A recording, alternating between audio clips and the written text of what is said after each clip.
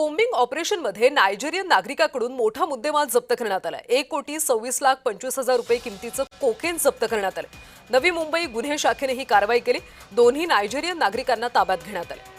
वाशीमधल्या जुहगाव इथं राहत असलेल्या नायजेरियन इसमांनी घरामध्ये अंमली पदार्थ विक्री करण्यासाठी साठा करून ठेवल्याची खात्रीशीर माहिती गुन्हे शाखेला मिळाली होती आणि त्यानुसार वेगवेगळ्या पोलीस पथकं तयार करून 4 ठिकाणी कोम्बिंग ऑपरेशन राबवण्यात आले। जुहगावमधल्या नायजेरियन नागरिकाच्या घरी कोम्बिंग ऑपरेशन केलं असता 1,26,25,000 रुपये किमतीचा कोकेन अंमली पदार्थ सापडले आणि 12 मोबाईल मिळाले। त्या प्रकरणी अंमली पदार्थ बाळगणाऱ्या तसंच आरोपीला अंमली पदार्थ पुरवणाऱ्या 2 नायजेरियन नागरिकांना ताब्यात घेण्यात आले।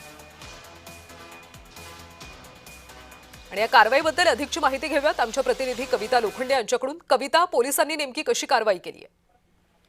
नक्कीच कल्याणी, नवी मुंबई पोलिसांकडून नशामुक्त नवी मुंबई ही संकल्पना राबवण्यात येते आणि याच पार्श्वभूमीवर नवी मुंबईत विविध ठिकाणी कॉम्बिंग ऑपरेशन जे आहेत ते करण्यात येत आहेत आणि याच वेळी जे आहे गुन्हे शाखेला एका वाशीगावमधील जुहगावमध्ये एका राहत असलेल्या नायजेरियन जोडप्याकडे जे आहे ते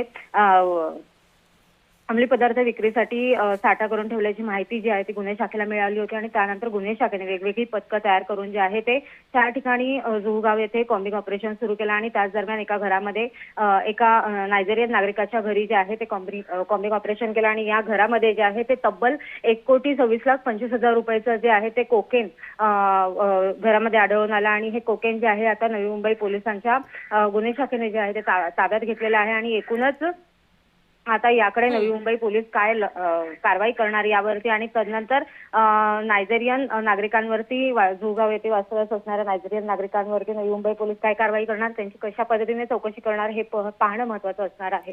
कविता, धन्यवाद या सविस्तर माहितीसाठी।